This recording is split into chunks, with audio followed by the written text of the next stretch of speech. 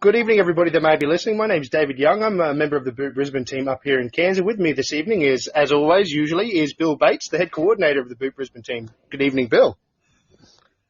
Good morning, David. Good morning, is it? Okay. Afternoon. Jeez. Well, yeah. I think I might have been up too long doing this book for the petition. Well, that's fair enough, mate. Look, time this year has been all over the shop, and we've all lost a little bit of perspective of it. So we'll forgive you for that one, Bill. But ladies and gentlemen, with us this evening is Mr. Tim Quilty, who's a Liberal Democrats representative and member of the Legislative Council in Victoria. Tim, it's an absolute pleasure to have you on the show. Thank you for taking the time to join us, and good evening. Good evening, and thanks for having me on. No, it's an absolute pleasure, mate. I read in my research of you, mate, that you've got a Bachelor of Business and Accounting, and essentially you were an accountant before you joined the Legislative Council. Is that correct?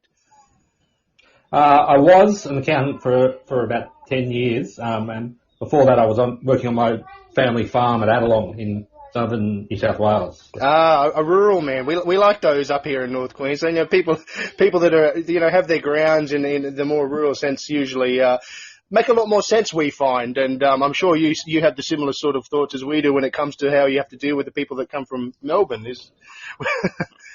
Absolutely. And I think the whole protectionist movement is based around people from regional areas who are quite different to people from the cities. Well, yes, and look, and you think differently. Well, of course, and I'm sure you'd have lots to say about the situation in Victoria, because as far as I understand from all the glistening conversations to do with Victoria at the moment for the rest of the country is, I remember one video or thing that I saw circulating was we should start referring to you as the People's Republic of Melbournistan. But can you give us a bit of a rundown on how you guys are going at the moment in COVID, as well as just with the sort of state of things? You want to just give us a quick rundown? Yeah, sure. So I'll start with saying, so I'm a member for Northern Victoria, and I'm based in Wodonga, so up on the border with New South Wales and Victoria on the river. It's Albury, Wodonga, two towns on each side. We're sort of we are a combined economy, which is something we've discovered quite sharply in the last few months. So we had our lockdowns that everybody had early in the year, and then things started getting better, and then it turned out the government had been incubating the virus in the quarantine hotels and letting it out in the community, and suddenly we were slammed into a second lockdown, which has been applied to the whole state. Melbourne had some curfew, a 5-kilometre radius. In regional Victoria, there has been much less virus. The virus is spread in Melbourne. There have been cases in various parts of regional Victoria, mostly where people commute to and from Melbourne for work. Up here on the border in Wodonga, we've had no cases at all since the start of the year. There hasn't been a coronavirus case in Wodonga, and most of regional Victoria is the same. However, for the government, it's just been one size fits all. They just slammed the whole rules down on the whole state. Everyone's been locked up. We also had on the border, we had the problem with the border being sealed. So New South Wales just said that no one's crossing the border, and it completely derailed our regional economy, because all the way along the river, if you don't know the border, it's almost all the way to the river, the Murray River. And we have towns. Albury Wodonga is a twin town, but in most places along the river we have just a single town which services both sides of the river with a bridge. And once the border was sealed, it just caused massive disruption. There were thousands and thousands of people couldn't get to their jobs every day. It's done hundreds of millions of dollars damage to our economies. And now we still have no cases up here, and the restrictions have been slapped off a bit in regional Victoria, but they've said we can't go any further until all of Victoria, including Melbourne, has no cases for 2 weeks. So it's looking like we're still going to be in some sort of lockdown until Christmas, I reckon. It's just incredible, really. Well, and they want to reward the bungling of this whole situation when it comes to those incubation stations, as you call them, by giving more emergency powers to Dan.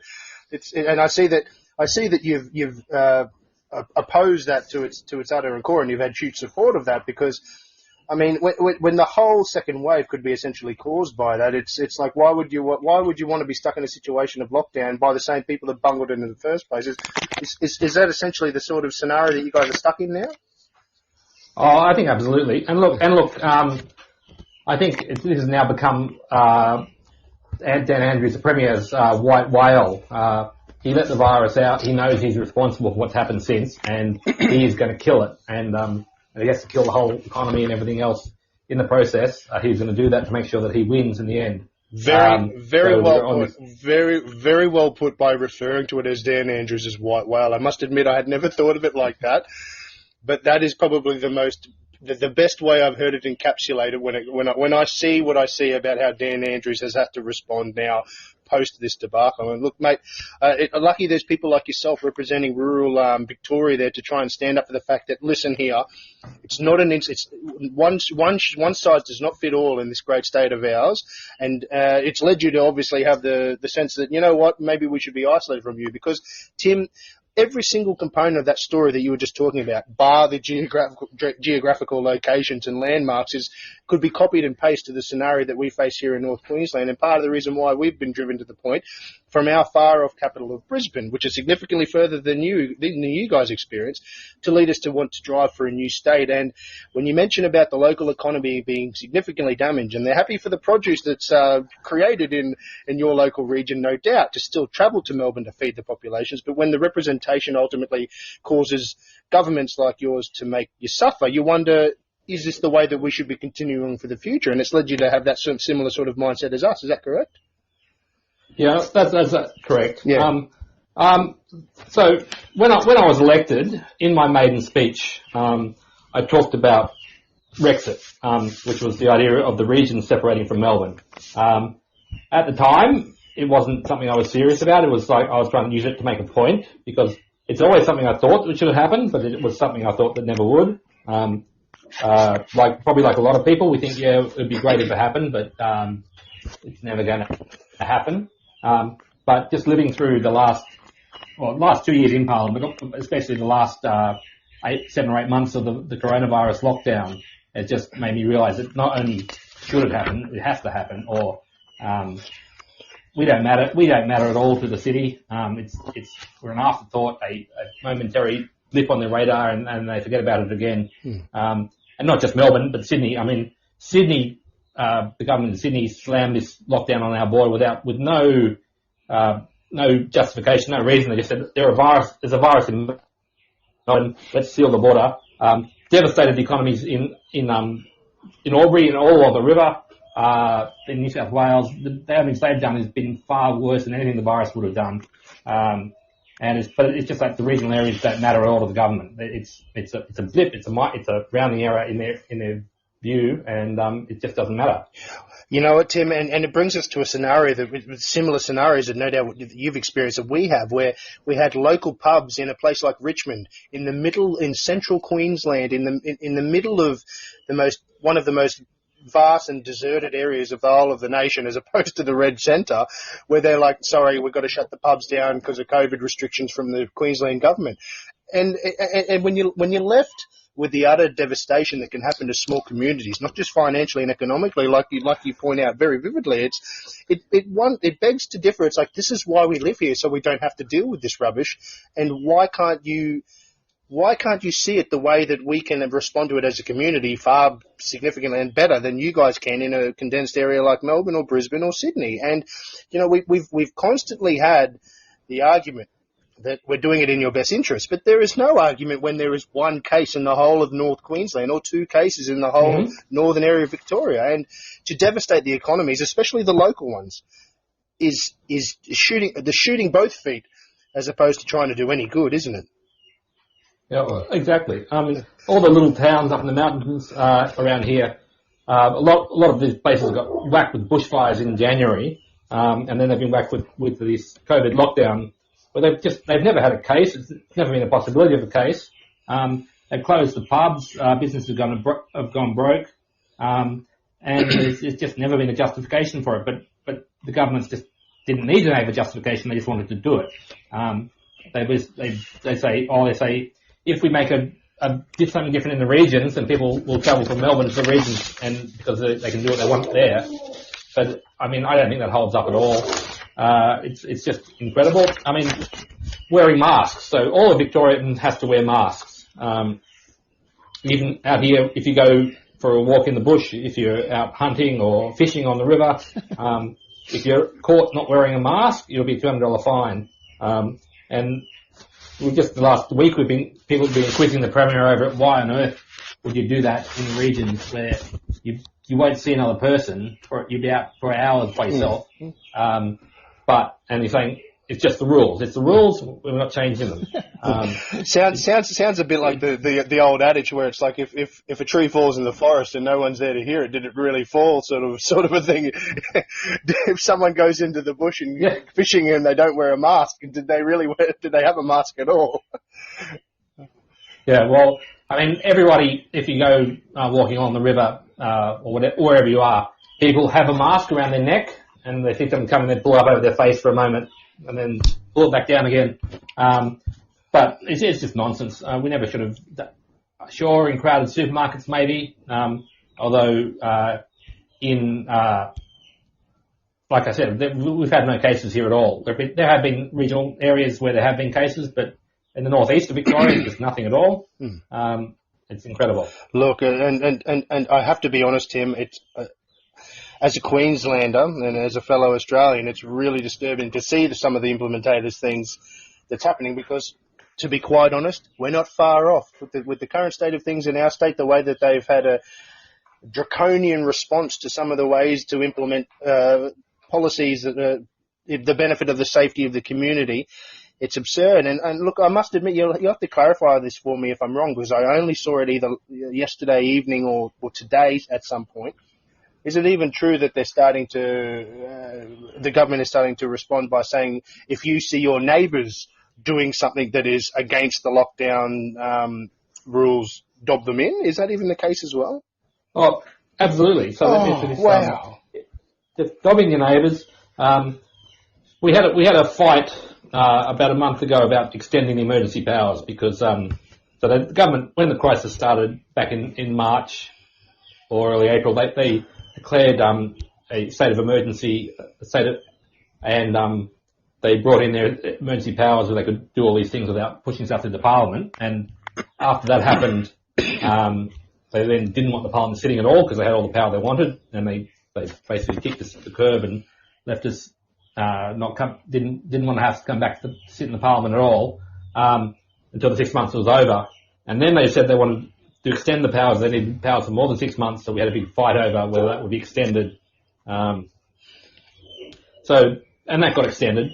Now we have a big fight coming up because they want extra powers, more things. They have this omnibus bill coming up next time we sit, where they're going to delegate. So the police having power, they don't want the police to have the powers. They want to delegate public servants to have the powers to arrest anyone they see or anyone they suspect might break the rules.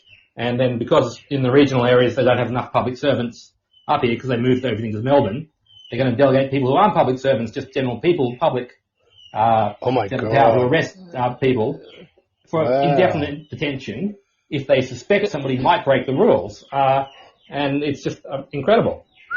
Can I just jump in? Wow. Yep. Some of that's just absolutely amazing. Of course you can, Bill. Sorry, I'm absolutely shocked, because some of these things are like so reminiscent of the stories you hear of communist Russia, and part of the reason why it led to its downfall. They were living in a world where 3 out of 5 people, family or not, were willing to dob you into the authorities because it's very scary. Sorry, Bill, continue. I'm amazed. I was just going to say, I mean, a lot of people say it can never happen here. You know, their attitude, because Australians in general are pretty apathetic about the freedoms they've got, how they are won, and the political freedoms they've got, and they just simply complain about having to going to vote. And then they turn around, well, things that happened in the past in other countries, and they basically keep saying, oh, it couldn't happen here. Well, I think what's happened in Victoria demonstrates that it's oh so easy for it to happen because there's only too many people willing to sort of comply. It's somewhat frightening. And then especially when you've got the situation of the haves and have-nots, you've got a situation where the politicians and all reference to you, but public servants, and then a lot of people who are getting JobKeeper, JobSeeker, are quite happy with the situation because it hasn't affected them one iota. They can basically sit on their butts and collect money, continue to get public servants get their 15% superannuation, but the very people who create the wealth so that the taxes are paid so they can get paid their wages and conditions, are getting a good kicking. And gee whiz, we've got to wake up. I mean, when did the governments go from just trying to constrain and stop the curb or suppress the curb or what it was to eradication? It's somewhere along the line in this nearly 9 months we've been going. When was that sort of situation dropped and we moved to this eradication system? And it's hard to sort of say, well, there's some of us got opinion, well, it's a disease, but we know a lot more about it now than what we did when we start, and we should adjust accordingly. Mm-hmm. But gee whiz, I hope when this is over, there's a proper royal commission into what was done during the pandemic. I mean, we had a pandemic in 2009 with the swine flu, but we never missed a beat. We lost 1,255 people in the 2017 flu season that went on to kill 650,000 people worldwide, and we didn't miss a beat. So somewhere I hope, not to portion blame, but to sort of at least set a baseline in regards to the response to these things, because I think what we've done with this one in regards to sort of killing the economy, putting so many people out of work, ruining the lives of tens of thousands of people who were in small business, their families' lives, and their future, the financial planning they put into place, it's all gone down the gurgler. And I tell you what, it'd be interesting to read the ABS reports in a couple of years' time and just see, because it takes about a year for all the figures to go, to see exactly how much the suicide rate and also the deaths from undiagnosed cancer, heart attacks and that have come. Because we may have saved a few thousand lives of people who were at high risk from this, but I'm sure by the time it's over, a lot of people who will have met their end a lot more prematurely as a result of the government's reaction rather than good planning. Yes, and it's definitely, Bill, I totally agree with that. It sounds more like a cure's worse than the disease ever was going to be. And I mean, we can all have, none of us are health experts, but we can all have the responses like, surely the economic repercussions was something that was well and truly not worth what we have achieved. And look, it's all the more reason that the sovereign entities of regional Australia, like Northern Victoria and like ourselves, should have their own autonomy to make decisions and remove themselves for the overpopulated areas like Brisbane, Sydney, Melbourne. I use the term, probably a bit biased, overpopulated, but with the dispersed amount of space that Queenslanders experience in central and north regions, we could have easily managed this better. Sure, international travel and a hit to tourism might have been something that we were willing to take, but at least our local economies could still thrive. We wouldn't have cafes having to disperse people 1.5 meters away from each other when there's 2 known cases in the whole of the region, especially after a week or 2 weeks. And I'm sure it's the same in Northern Victoria. Tim, how much better do you think that you guys could have managed this if you, say you and the Riverina area up there had your own, or down there from where we are, but how do you think that you guys could have managed this significantly better, obviously, in my opinion? Well, Well, look, to be fair, back in February and March, everyone was panicking about it, and we had these stories that 8% of the population are going to die from this disease. True. And, yes. Look, the media took it away. There was a genuine period there when we were unsure what was going on and people were panicking. When this came up in Parliament, we said, "All right, we think this is a bad idea what you're doing, but we're not going to argue against it. We're just going to let you do what you want to do." Back then, but now with the information we have, it's quite clearly we massively overreacted. And it's the trouble is that all governments, Liberal and Labor, in every state have done it, overreacted, and they're all going to join together and pretend that what they did was the necessary thing. For the greater good. So the chances of there actually being a review anytime soon that said there was a big mistake, I think maybe 20 years down the track they'll decide that, but in 2 years' time I find it unlikely.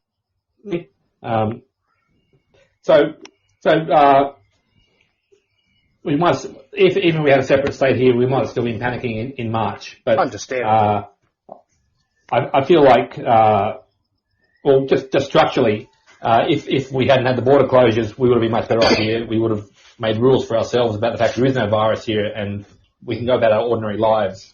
So I think quite clearly we would have been financially much better off if we'd been separate, just because of the virus. If I cut back to something that Bill said earlier about, we were talking about how this, people saying, oh, it couldn't happen in Australia, and so on, and how Australians are very blasé about it. One of the interesting things is a lot of the people who've been contacting me upset and outraged about what's going on have been migrants or the children or grandchildren of immigrants who've come from countries where they've had dictatorships and Iran, Russia, Soviet Union, and so on. And saying this is what my parents fled from, this is what my grandparents fled from. We've got people who've been lifelong Labor voters, left-wing people who are suddenly saying, I can't support this government because this is a dictatorship. What they're doing is not democratic.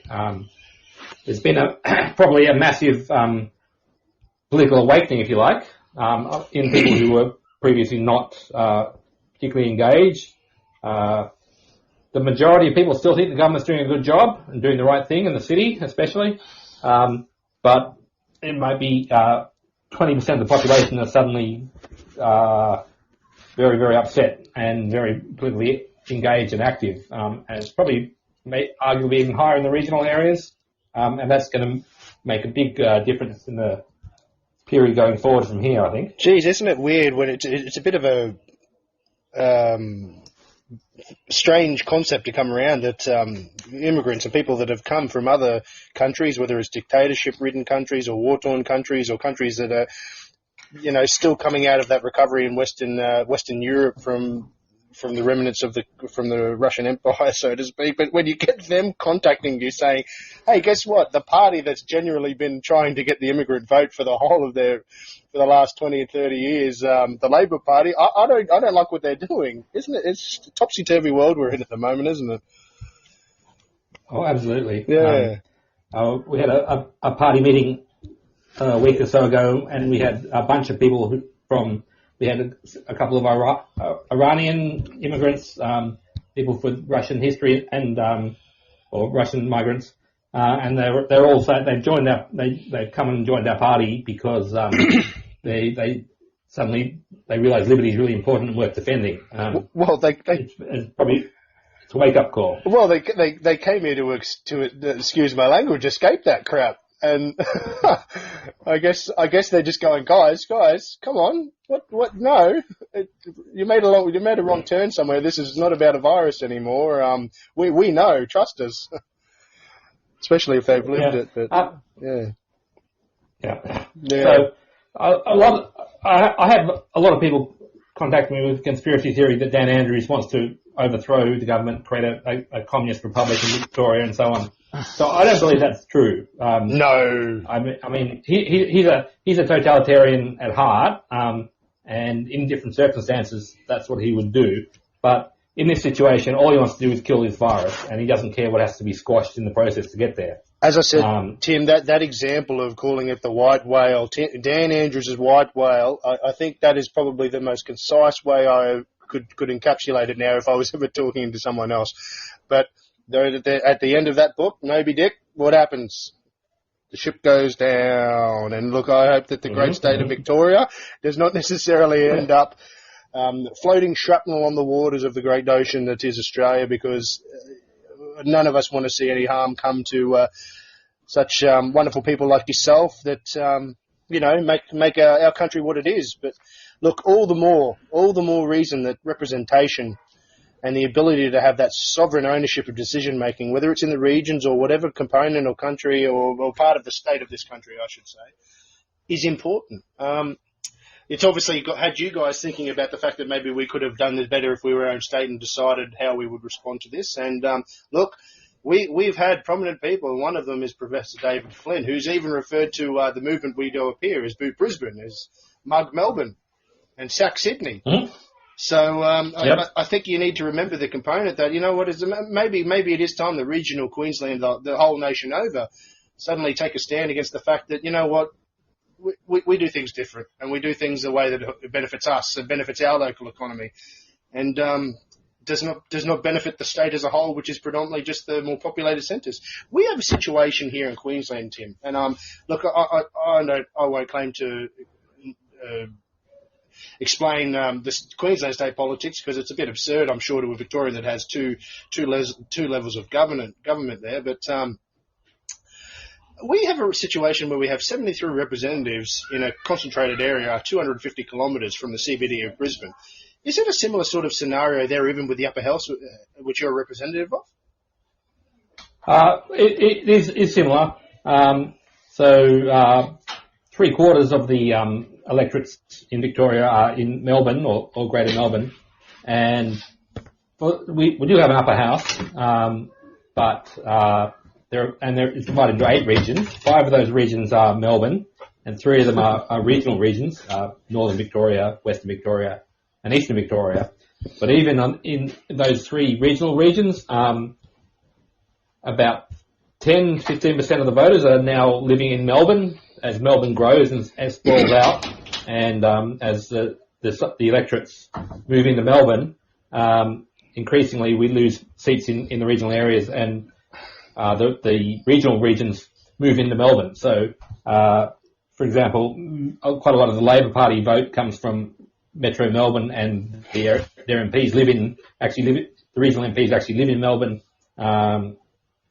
So it's exactly the same process happening. You have these mega cities that just they're like black holes that suck in the people, they suck in the money, they suck in development, and the regions are left stranded with nothing. Screaming for a sealed road when the overpasses in the inner suburbs are nothing but sprawling. Hey, well, the government, the Victorian government announced their big build, which is infrastructure projects. This was before the virus. They had a $100 billion infrastructure development program, and that was $100 billion in Melbourne. And there's $100,000. There's a fraction of that in the regional areas. It's just no money for freeways, no money for roads. The roads minister out at Sea Lake, there was somewhere in regional Victoria, there's a road that was falling to pieces, and at some point they got the roads minister out there and took her out to see the road, and she said, "Oh, this is terrible, something must be done. I will do something." And she went back to Melbourne, and then a few weeks later they dropped the speed limit on that road to 100 to 80. And they solved the problem. There's no money to be spent in the regions. It's just we'll reduce the speed limits, kill your little local towns, because we'll make it, instead of having to travel 2 hours to get somewhere, you've got to travel 3 hours now. And we'll spend the money in Melbourne. Just wow, hey, like that is such a simplistic, and excuse my simply putting it, because you are a representative of the people, but such a political answer to a straightforward issue of upgrade the road so we can get to places quicker and safer. Oh, well, if we reduce the speed limit by 22 kilometres, that'll also reduce the death rates on the road. So we're going to take that option. Option A, thank you, because we don't have to spend any money. And then they also have revenue to enforce it as well. Like that's just my opinion, of course, but it's such a backward way of denying regional Queensland some form of upgrade that is vital for local communities to be able to travel between each other. Oh wow! At least we can definitely say that this is a copy-paste scenario that we experience here in North Queensland. We are the forgotten, distant cousin when it comes to our city counterparts in Brisbane. And look, I'm comforted to know at least it's happening there in regional Queensland, but regional Victoria, sorry, Tim. But we want to do something about it. We want to create our own state here, and you know what? We honestly believe that in every facet our lives will be better, as well as we'll become an economic powerhouse. And look, I'm sure in many different ways, Northern Victoria could achieve the same. And it's good to know that there's representatives that at least they know the power of their local community and are willing to fight for it, because we deserve upgraded roads. We deserve our family travelling from town to town in a safe manner on a highway that goes 100 kilometres an hour. And look, it's a battle, like I think you said at the start. You've said a very similar thing to what I'm about to say. It's a battle of the regions versus the cities, and look, it's just a shame that it had to come to this, isn't it?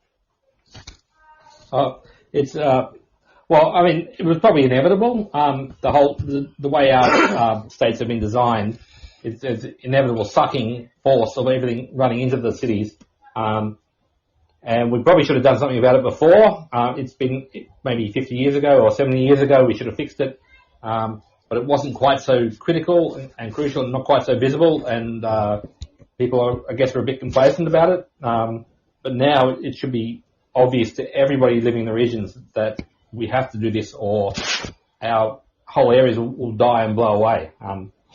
They'll just suck, first of all, the small towns, and then the regional towns, and then there's going to be nothing left out here. Well, yes, I think there has been, of course, movements to create new states over the years. I mean, agitations for separate states has been going on since Federation.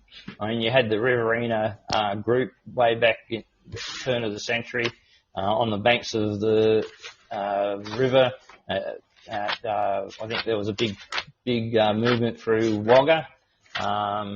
And then, of course, the most notable one was the New England New State movement in northern New South Wales. They actually campaigned and got to the stage where they actually got a referendum in 1967 that was lost. Yeah. Now, but only lost because they rigged it. If they left Newcastle out of it, would have been. With all due respect, I've researched this to the nth degree, and I've even talked to Jim Belshaw, who's the last surviving member of the executive of the New England State Movement, and I still think, and we take on board what happened there, and take it in consideration when we're forming what we'll form as our position, and also if it gets to a situation where it is going to be action to it, we get an opportunity to put in submission. I think the biggest error was really the New State Movement didn't define its own border in the first place. There had been a series, going back to 1915 and 1923, there was all these different movements, and there was these boundaries drawn around for the New England area. And then it's also strange that the governments prior to before the two-party system really got underway, back in 1920s, mid-late 20s, you had the Cohen Commission that actually was Royal Commission was created by the government of New South Wales, and their job was actually to look at areas in New South Wales that were suitable for making new states. And the Cohen Commission came out and recommended, of course, the New England area, the Riverina area, and then it also looked at the Eden Monaro area. And so it basically came up with this recommendation that these three areas should be considered for a new state. And then it actually moved on from there to the Nichols Commission. Now, the Nichols Commission, its job was actually to look look at boundaries and what the requirements for each region is. Look at what you should do and shouldn't do in regards to drawing boundaries, because your biggest problem in New South Wales, Victoria, is your border. It's a river. It divides the community. Now, one of the things that the Nichols Commission came out with is no border shall divide communities on a river. And basically what they said, rivers are not to be used as boundaries, because if it divides communities. So like if you had a border and for northern New South Wales and Grafton was on the border and they used the river, is it the Clarence that goes through there? I don't know, can't remember. But if you use that river as a border, I mean, Grafton is exactly like Albury Wodonga. You got the sports clubs and that on this side of the river. You got the council buildings over there. You got the police station over there. Like it's ridiculous. So they actually had 2 active commissions in regards to creating new states. So there was a positive at one stage. There was a positive thing by governments, especially in New South Wales, for the creation of new states. Unfortunately, what happened by the time the Nichols Commission came through, we were in the middle of the worst depression the world's ever seen. And what happened from there? We moved straight into World War II. So all those things were shelved and didn't come back out until after World War II, and the New England New State movement started in about getting really underway in about 1950. Even at the got the councils, all the regional councils, to hold a referendum where the Labor government actually told the councils not to hold these referendums, but they 22 councils went ahead and did it, and there was about an 80% vote in favour of separation. Yep. And you also had a situation where, in those days, newspapers were all independent, and you had a guy called, I think his name was Victor Thompson. He went on to be in Parliament. I think he actually went to the federal parliament, but he headed up one of the more major regional papers, either in Armidale, I think. And by the time he got organised, there was 130 regional newspapers in support of a separate state. So the influence of the newspapers and the New England New State movement really did play a big part in causing the then Country Party to sort of actually come up with a platform. Because basically, if you were going to run for trying to get endorsement with the Country Party then, unless you were pro-separate state, you weren't going to get a Guernsey. So it was influence on the minor party to sort of carry the message forward. And when Askin won government and had, I think Cutler, not Sir Rowan Cutler, but his brother was the leader of the Country Party then. He, before they went to the election, basically gave the Liberals an ultimatum: if we win government, you will give the people of New England a referendum. And they won it, and people did, and the process was started. So there has been action before, and it's even been sort of sponsored by the government to a degree.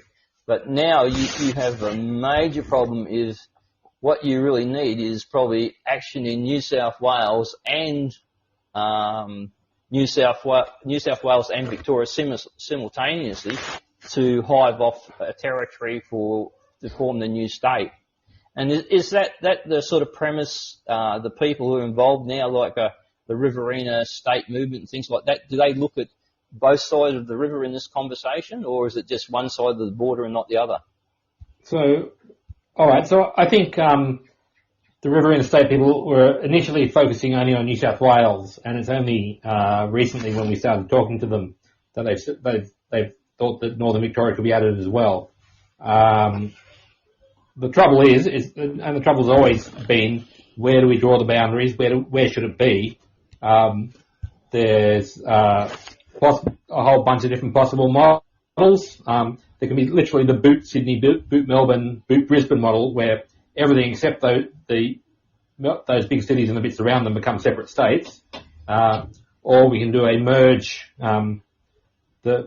parts of different states. What would be a really functional model is northern Victoria and southern New South Wales. One of the maps we look at is the Murray Basin, where all the water inflows. So in fact, the opposite of having a river as a border is all the areas that drain into the river is the border, and that makes a big chunk of Victoria and a big chunk of southern New South Wales, which makes sense in a whole lot of different ways.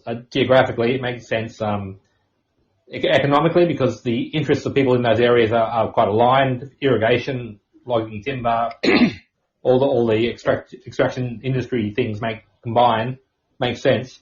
So that's one model, and this is my Murray state, which I talk about quite a bit, is southern New South Wales and northern Victoria combined to make a state.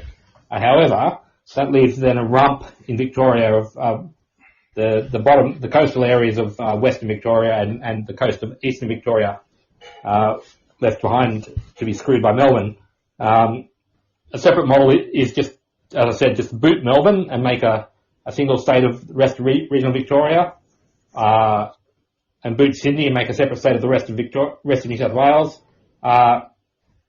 Or you could have North England as one state, western and southern New South Wales and Victoria combined to a state.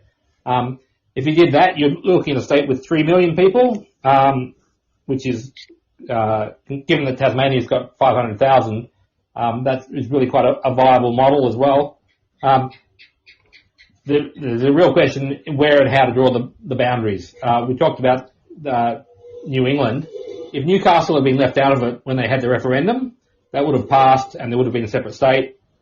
Because Newcastle was included and because the Labor Party campaigned against separation because they would have lost their heartland there, that referendum failed marginally. We should definitely learn a lesson from that as we go on with it.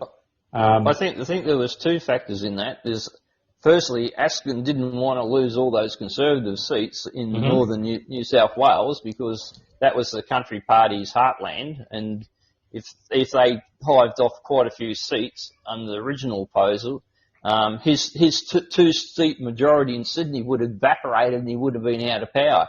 So he had a vested interest as well for it not to be successful, as well as the Labor sort of generally opposing these sort of things as well. But the interesting fact, like I say, the problem I still say is the New England New State movement just allowed the border just to be defined under the Nichols rather than have their own good proposal when they started out, as they moved into that 1950 era. Because if they had drawn a line just at 32 degrees south, which is just south of Taree, straight across to the South Australian border, because that was another ridiculous thing, their border didn't go right over to South Australia. It left places, out of that northwest, the northwest section of New South Wales back to in Sydney. That was ludicrous. But if they had just drawn a straight line across at 32 degrees, they would have won that referendum by about 75% to 25% without any problems. Like you say, it was only those ballot boxes in Newcastle, and I mean, it was ridiculous. The border went right down to Lake Macquarie, which is only 138 kilometres from Sydney. And what have they got? What's their empathy factor for the people of New England? Nil. Yep, so that was strange. But one of the biggest problems you have to deal with two state governments. I was going to bring that up as well. Unfortunately, the way the Constitution's written, the initiation of the process is completely up to the state parliament. So our biggest hurdle in here is to cause the Queensland government to initiate the process.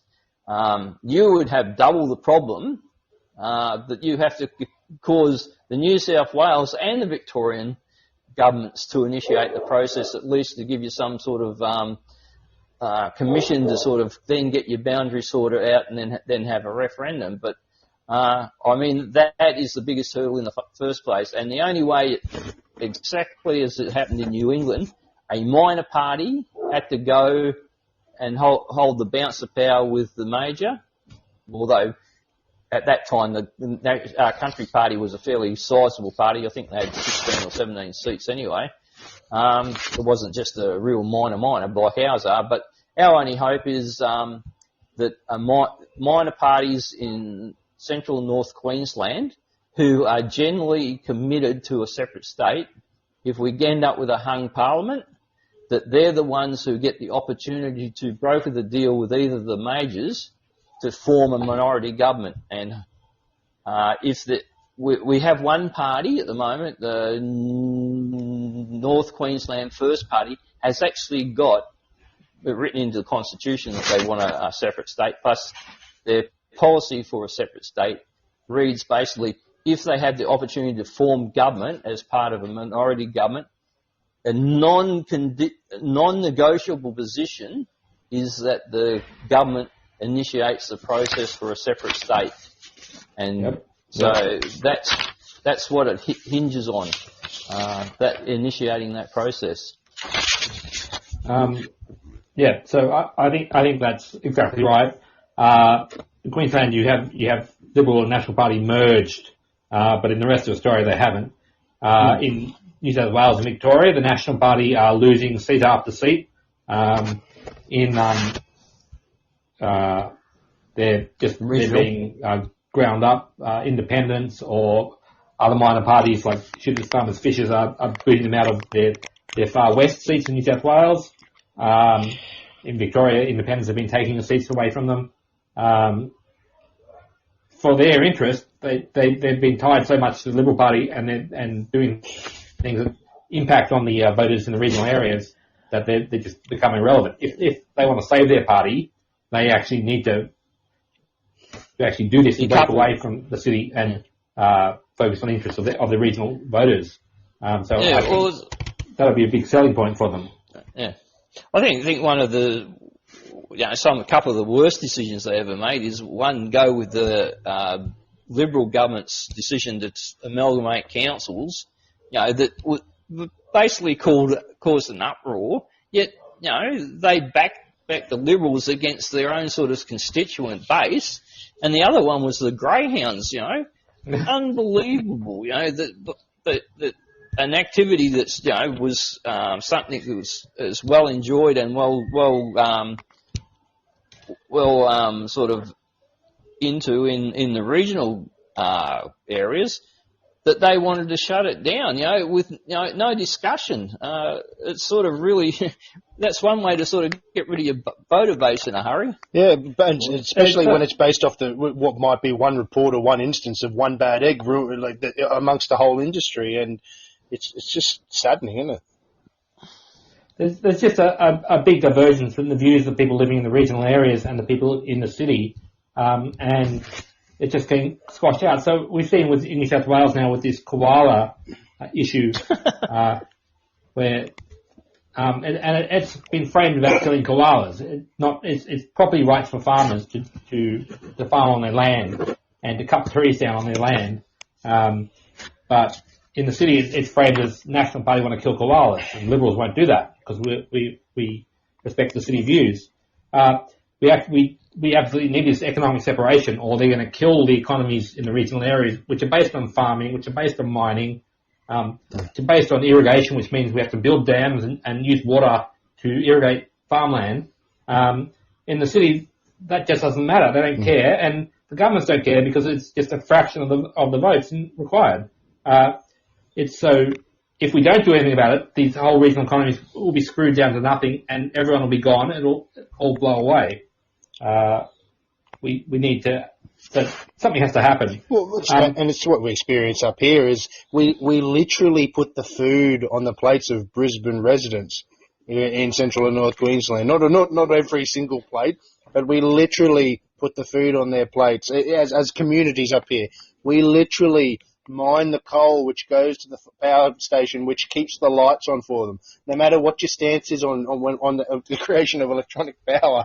But the mind boggles when you try to differentiate between the way that realistic regional people like yourselves that live in Northern Victoria and us that live in Central and North Queensland, when they have these stances on something that they don't necessarily have any intrinsic value on because it hasn't contributed to their community, other than the fact that they flick the switch on or they go to the supermarket and buy it. And I think, like you say, the disjoint between the fact that it's like you're not seeing the big picture here. People's lives depend upon this, and it just doesn't turn up. We have to work hard for it. Yeah. So in Victoria, they've banned the timber industry, so there will be no more logging of native forests in Victoria in 9 years' time. And that's purely and literally to buy votes in the city. It's not based on ecology or environmental anything. It's not based on climate change, because cutting trees down and replacing with new young ones is actually a way to remove more carbon from the environment. Nothing of that makes any economic sense or anything else. It's all about buying votes in the city. And they're just going to do that everywhere. They're going to run more water down the river. We're going to flush it out into the ocean, fresh water, to keep what was previously the South Australian lakes, which were previously estuarine. They used to be salty. Now we have to keep them fresh because that's what the environmentalists have decided. None of it makes sense. And we literally cannot win that argument in the city because it's not going to happen. So the only way we can save our economy is to separate ourselves and separate political control from the city. I wasn't aware that your timber industry had basically come to a standstill and was in the demise in the next decade, as opposed to so it is coming to a halt, because this is exactly what Northern Queensland farmers and Northern Queensland industry is experiencing, because you can be guaranteed the next step would be that you need a permit, just like North Queensland farmers do any alterations to your land. You're not allowed to clear those 3 trees because you have to get government permission first. It's like, but the tree is old. The tree needs to be removed.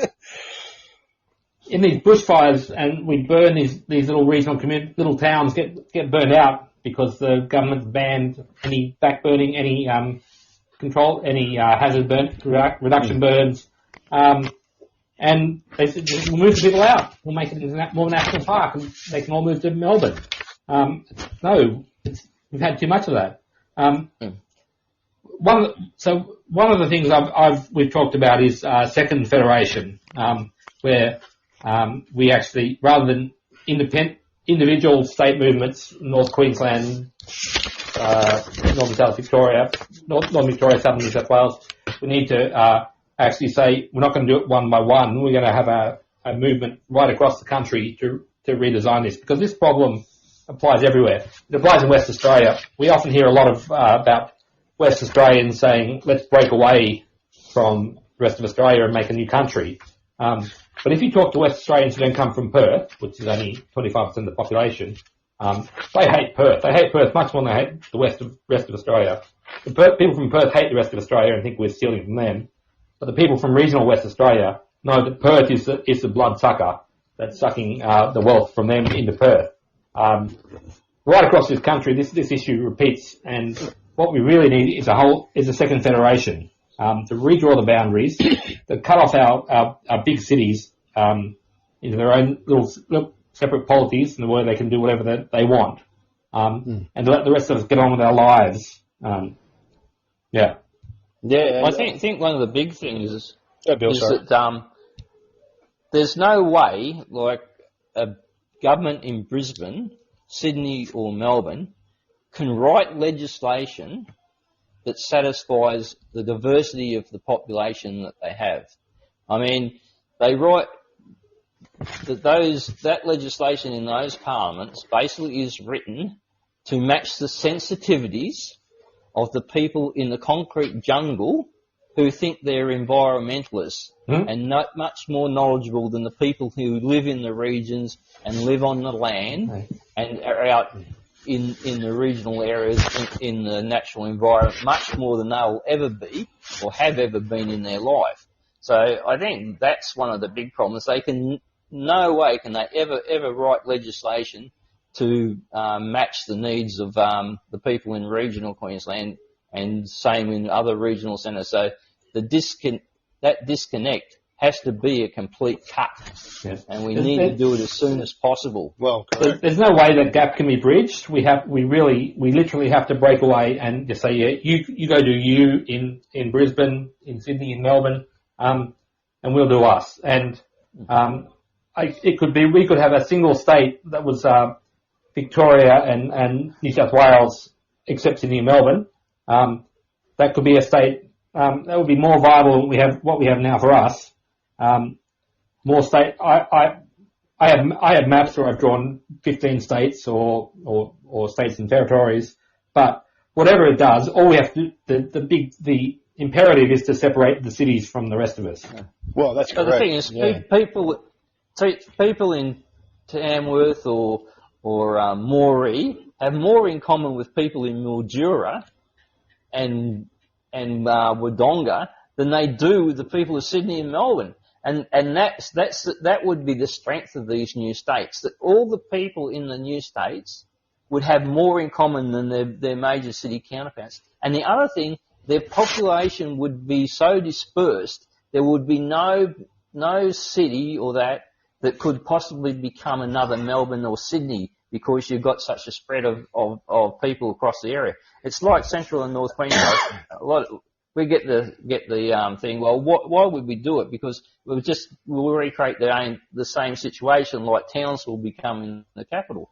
Well, in a Central and North Queensland state, Townsville or what we call North Queensland, has only got a population of approaching just over 250,000 people. Far North Queensland under Cairns is approaching 300,000. Around Mackay, they're approaching 200,000. And in Central Queensland, out of Rockhampton, you're talking about another 280-odd thousand. There's no one area that has that capacity to reinvent itself as another Melbourne, Sydney, or Brisbane, simply because the representation in each of those four regions is fairly equal in the number of representatives have, because the populations are fairly similar.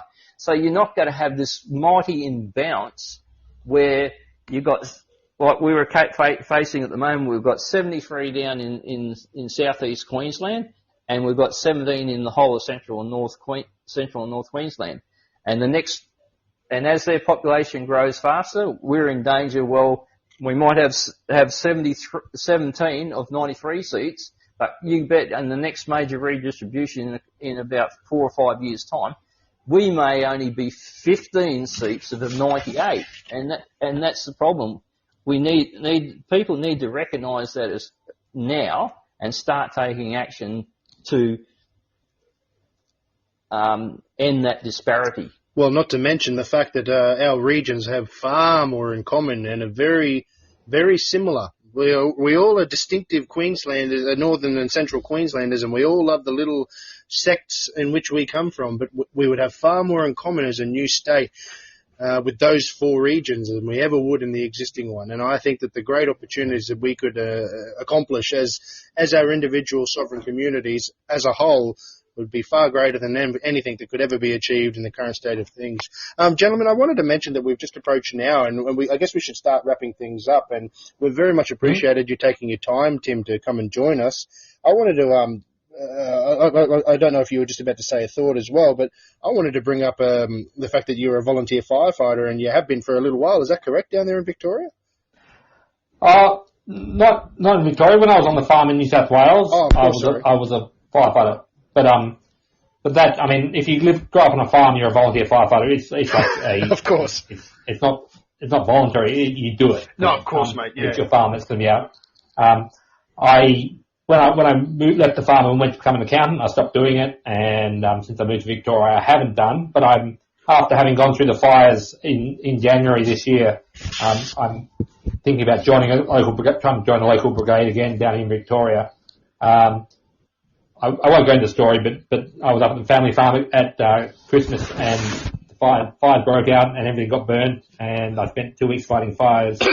Like everyone lived in the area. It was a big clusterfuck caused by people in the city making rules about how we can control burn or can't control burn. Wow. So it That was leads me to my actual question. I was about to say, as somebody with your practical sense that grew up on a farm, has been in farms in a rural area for a predominant part of their life, if not the whole life, and as a volunteer firefighter who's experienced these things on the front, have you ever had to vividly fight for the fact against people in your assembly and other representatives for the whole of the state that might not necessarily be from the rural areas, and try and tell them to their face, you're crazy, you don't get it. You might love trees, mate, so do I. But if you put them too close to each other, they cause just a great deal of trouble, more than they ever did standing there by themselves, spaced. I mean, it's just another example of disconnect. But Tim, have you ever found yourself staring at somebody to explain to them that you need fire breaks? You need to let farmers clear land. It's for its own benefit. It's for you've got to think of the whole forest and not the trees in question getting chopped down. I mean, is this one example that you could point to, that it's like there's such a disconnect when it comes to one example of regional versus the city mentality? Yep. So I was arguing that position last year in 2019 when I was first elected in the Parliament, and I felt, when the fires broke out in January, I felt guilty that I hadn't pushed it hard enough. But realistically, it doesn't matter how hard I would have pushed it; it wouldn't have changed anything. They have this environmental view that they have to leave the bush alone and can't do anything there. It's not how it's evolved. It's not how it's meant to be. Indigenous people burnt the bush, kept it under control, kept the trees down, kept everything managed. And what we've done especially in the last 40, 50 years, is by shutting off all control burning, letting the bush go, has actually dooming a whole bunch of animals, people, the trees, environments being smashed by it. But they just don't even understand it. They won't understand it. I stood up in Parliament in February or March this year, just having a go at them, and they don't really care. It's not happening in the city. They don't need to care about it, and they don't care about it.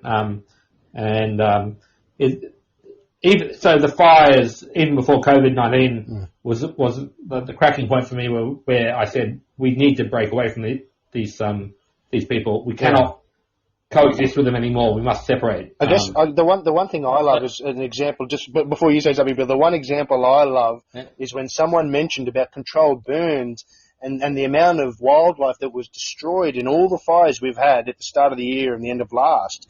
Is you don't get it. Imagine a controlled. This is the example they use in the Cape up here. Is they even had Indigenous leaders and Indigenous people that were involved in these controlled burns in the remote communities. It's, of course, the best thing to do is start a fire at one point because it's a circle and everything can escape it.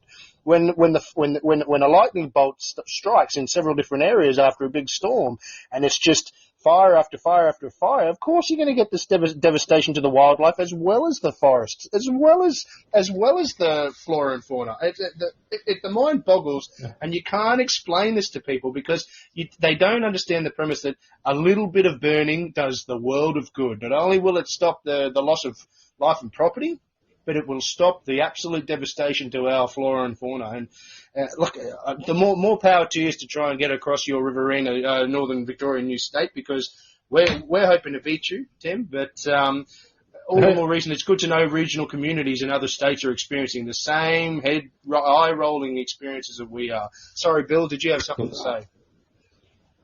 Yeah, I'll just point out that, this fascination with trees, it's sort of counterintuitive, because one of the big things that that people forget is actually grasslands are the most productive carbon sinks, and also part of the nature and venture for wildlife. I mean, we've got to a stage where we're allowing trees to keep generating and overtake what was good grassland, especially up in our Cape region, where there's no thinning by natural events of fire in a lot of areas now, and you get a lot of these striplings growing, and good old gum trees. I mean, if you talk to anyone who grows turf or anything like that, or wants to look after lawns, they hate gum trees with a vengeance, because one of the characteristics of gum trees is the eucalyptus oil, and it's the greatest killer of grass beneath it. I mean, you'll see all through areas where there's many more trees per acre now, that basically there isn't a bit of topsoil left because the leaf matter has basically killed off all the grass, and now when it rains, it just rips the soil away, and you're left with, sort of pebbly ground. So, it's I'm just amazed that people who are on the green side of it don't understand that concept of the bounce between trees and grass. These eucalypt trees, they're weeds, is what they are, and they grow. If you give them just a moment and a chance, they infiltrate everywhere. And again, going back to the fires in January, we were up there fighting fires, and you get this crash. You're trying to black out along a fire line, and I said this in my speech in Parliament, it's completely random, but happening all the time. Trees crashing down. They were trying to catch on. They were begging to catch on fire and exploding torches when the fire was burning. You couldn't put them out. It was a really bad fire year. It was like the worst, certainly the worst fire season I've ever seen.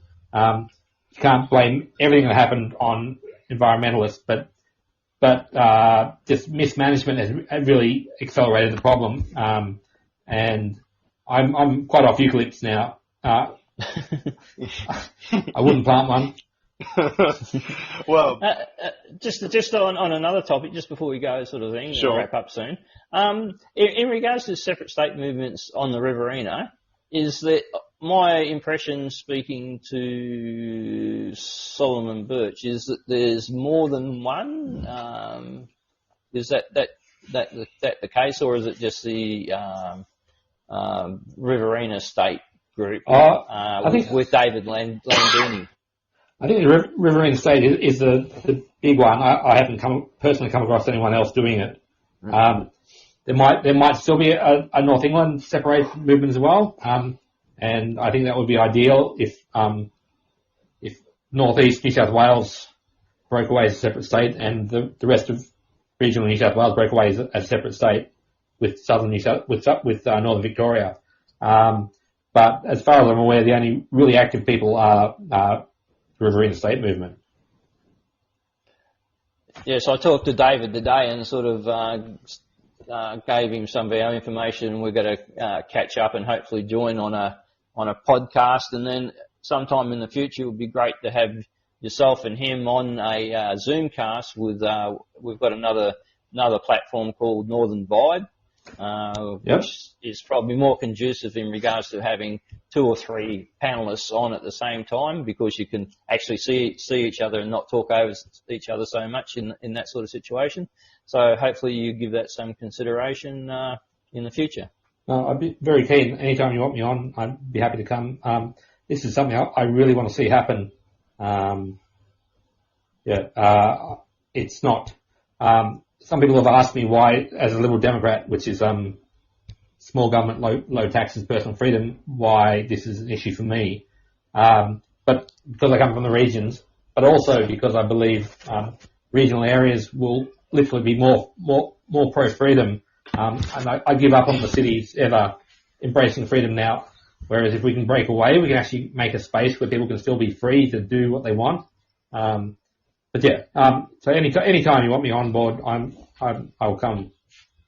Thanks very much. We look very forward to it, Tim, and I'll leave you with a slogan from an independent that's running up in the Tablelands, who is an avid supporter of the New State movement, which I think you'll love as somebody who's a small government, more freedoms. A lover. I think his name is Peter Campion. I'm not sure if you met him. His daughter is actually Vicky Campion, and it's his slogan that he's running with as an independent is. Small government, less tax, get out of our wallets and off of our backs. And it's I think it's something I think it's something that most people can have a laugh at and go, you know what, more of that would be a fantastic thing and a refreshing change to the way we live our lives. Because at the end of the day, whether it's a new state in Victoria, a new state in northern New South Wales, or any remote regional part of any state like Central and North Queensland, we hope sometime soon, it only benefits us as a local community. It only benefits the whole of the nation, because when one region is given the autonomy to actually prosper and drives that prosperity through themselves as a community, it benefits us as a federation. It's the way we're set up, and we can all benefit. So, look, Tim, it's been an absolute pleasure talking to you. We really appreciate you taking time out of your week. You're a busy man as a representative, and we appreciate it, especially out of your evening. So, thank you for that. Well, thanks for having me on, and I'm very happy to come back again. We'll look forward to it. I guess that's it. And if anyone would like to learn more about Tim Quilty and the Liberal Democrats, you can look him up and look up their website if you would like to learn more, if you're a Victorian. Likewise, if you want to learn more about the Boot Brisbane New State Movement, you can visit bootbrisbane.com.